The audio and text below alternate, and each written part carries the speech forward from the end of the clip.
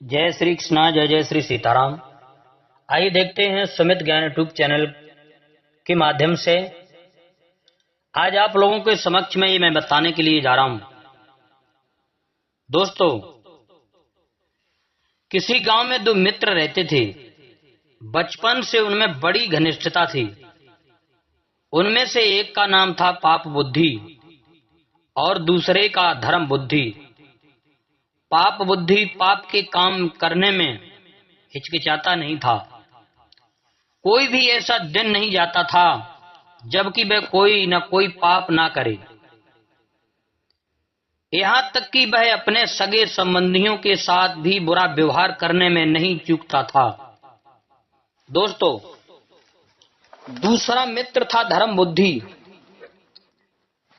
सदा अच्छे अच्छे काम किया करता था। भगवान का नाम लेना, संतों की संगत में बैठना, अपने के बड़ों का आदर करना, ये धर्म बुद्धि का काम था। वह अपने मित्रों की कठिनाइयों को दूर करने के लिए तन मन धन से पूरा प्रयत्न करता था। वह अपने चरित्र के कारण प्रसिद्ध था। धर्म बुद्धि को अपने बड़े परिवार का पालन पोषण करना पड़ता था। वह बड़ी कठिनाइयों से धनोपार्जन करता था। एक दिन पाप बुद्धि ने धर्म बुद्धि के पास जाकर कहा, मित्र, तूने अब तक किसी दूसरे स्थानों की यात्रा नहीं की, इसीलिए तुझे और किसी स्थान की कुछ भी जानकारी नहीं है। जब तेरे बेटे पोते उन स्थानों के बारे में तुझसे पूछेंगे तो तू क्या जवाब देगा? इसलिए मित्र, मैं चाहता हूं कि तू मेरे साथ घूमने चल। धर्म बुद्धि ठहरा निष्कपट। वह छल फरेब नहीं जानता था। उसने उसकी बात मान ली। ब्राह्मण से शुभ मुहूर्त निकलवाकर वे यात्रा पर चल पड़े। चलते चलते वे एक सुंदर नगरी में जाकर रहने लगे। पाप बुद्धि ने धर्म बुद्धि की सहायता से बहुत सा धन कमाया। जब अच्छी कमाई हो गई तो वे अपने घर की ओर रवाना हुए। रास्ते में पाप बुद्धि मन ही मन सोचने लगा कि मैं इस धर्म बुद्धि को ठग कर इस सारे धन को हत्या लूं और धनवान बन जाऊं। इसका उपाय भी उसने खोज लिया। मित्रों, दोनों गांव के निकट पहुंचे। पाप बुद्धि ने धर्म बुद्धि से कहा, मित्र, यह सारा धन गांव में ले जाना ठीक नहीं। यह सुनकर धर्म बुद्धि ने पूछा, इसको कैसे बचाया जा सकता है?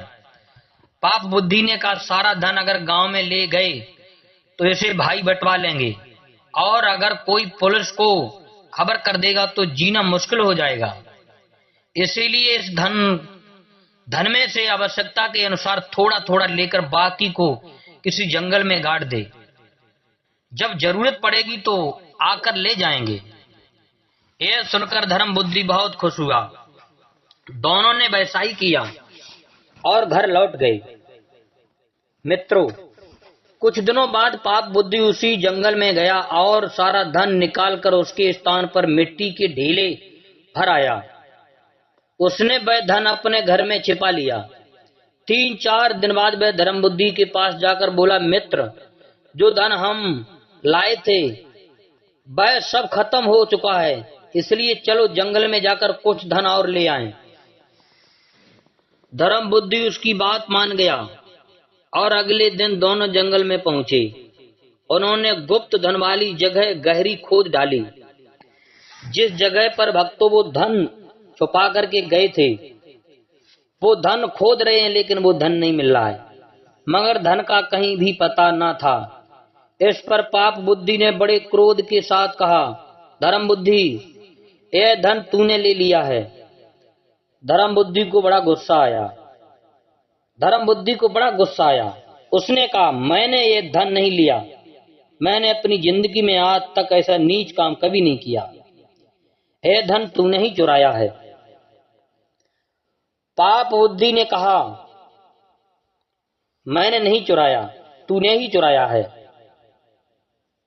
सच सच बता दे और आधा धन मुझे दे दे। नहीं तो मैं न्यायाधीश से तेरी शिकायत करूंगा। धर्म बुद्धि ने यह बात स्वीकार कर ली। दोनों न्यायालय में पहुंचे। न्यायाधीश को सारी घटना सुनाई। न्यायाधीश को सारी घटना सुनाई गई। उसने धर्म बुद्धि की बात मान ली और पाप बुद्धि को 100 कोड़े का दंड दिया। इस पर पाप बुद्धि कांपने लगा और बोला, महाराज, वह पेड़ पक्षी है, हम उससे पूछ लें तो वह हमें बता देगा कि उसके नीचे से धन किसने निकाला है। यह सुनकर न्यायाधीश ने उन दोनों को साथ लेकर वहां जाने का निश्चय किया। पाप बुद्धि ने कुछ समय के लिए अवकाश मांगा और वह अपने पिता के पास जाकर बोला, पिताजी, अगर आपको ये धन और मेरे प्राण बचाने हों तो आप इस पेड़ की खोखर में बैठ जाएं और न्यायाधीश के पूछने पर चोरी के लिए धर्म बुद्धि का नाम ले दें। पिता राजी हो गए। अगले दिन न्यायाधीश, पाप बुद्धि और धर्म बुद्धि वहां गए। वहां जाकर पाप बुद्धि ने पूछा, ओ वृक्ष, सच बता, यहाँ का धन किसने चुराया है? खोकर में छिपे उसके पिता ने कहा, धर्म बुद्धि ने, क्योंकि उसके पिता पहले ही से उस गुफा की खो में बैठे थे। और कहा, धर्म बुद्धि ने चुराया है। यह सुनकर न्यायाधीश धर्म बुद्धि को कठोर कारावास का दंड देने के लिए तैयार हो गए। धर्म बुद्धि ने कहा, आप मुझे इस वृक्ष को आग लगाने की आज्ञा दे दें। बाद में जो उचित दंड होगा उसे मैं सहर्ष स्वीकार कर लूंगा। न्यायाधीश की आज्ञा पाकर धर्म बुद्धि ने उस पेड़ के चारों ओर कोखर में मिट्टी के तेल के चौथड़े, चीथड़े तथा उपले लगाकर आग लगा दी। कुछ ही क्षणों में पाप बुद्धि का पिता चिल्लाया, अरे मैं मरा जा रहा हूं, मुझे बचाओ। पिता के जले शरीर को बाहर निकाला गया तो सच्चाई का पता चल गया। इस पर पाप बुद्धि को मृत्यु दंड दिया गया। धर्म बुद्धि खुशी खुशी अपने घर लौट आया। जय श्री कृष्ण मित्रों, जय जय श्री सीताराम। तो कहते हैं, बदी का फल भक्तों बचता नहीं है। कभी किसी के साथ हमें बुरा नहीं करना चाहिए। हमारे चैनल को सब्सक्राइब करें, लाइक करें और भी ज्ञानवर्धक वीडियो इसी प्रकार सुनते रहें, पाते रहें। जय श्री सीताराम।